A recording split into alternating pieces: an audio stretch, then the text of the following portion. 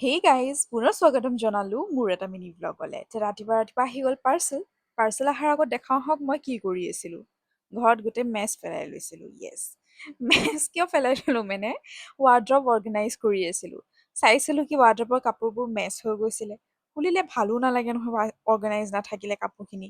চ' সেইকাৰণে কি কৰিলোঁ, ধুনীয়াকৈ ৱাৰ্ড্ৰবটো মই অৰ্গেনাইজ কৰিলোঁ। অৰ্গেনাইজ কৰাৰ আগত গোটেইখিনি মেছ আগত ক্ৰিয়েট কৰি ল'লোঁ। মেছখিনি ক্ৰিয়েট কৰি আৰম্ভ কৰি দিলোঁ ৱাৰ্ড্ৰব অৰ্গেনাইজেশ্যনৰ কাম। দেখিলে নহয় কেনেকুৱা লাগিছে আপোনালোকে কমেণ্ট কৰি জনাব। মোৰতো বহুত ভাল লাগিছে চাই পিনে। দেন গুচি গ'লোঁ লাঞ্চ কৰিবলৈ। ধোচা খালোঁ খুশবুত, মই আৰু ফ্ৰেণ্ড এজনী। দেন আকৌ আহিলোঁ। আহি পিনে ৰাতি চাবলৈ গ'লোঁ ফিল্ম। এইখন হ'ল কান্তাৰা মুভি। গাইজ, এইখন বহুত বেছি ধুনীয়া মুভি আৰু একদম ৰিয়েলিষ্টিক। যোনে এক্ট কৰিছে তেওঁৱে ডিৰেক্টৰ। আপোনালোকে নিজে চাব, নিজৰে গুজবম্পছ আহি যাব।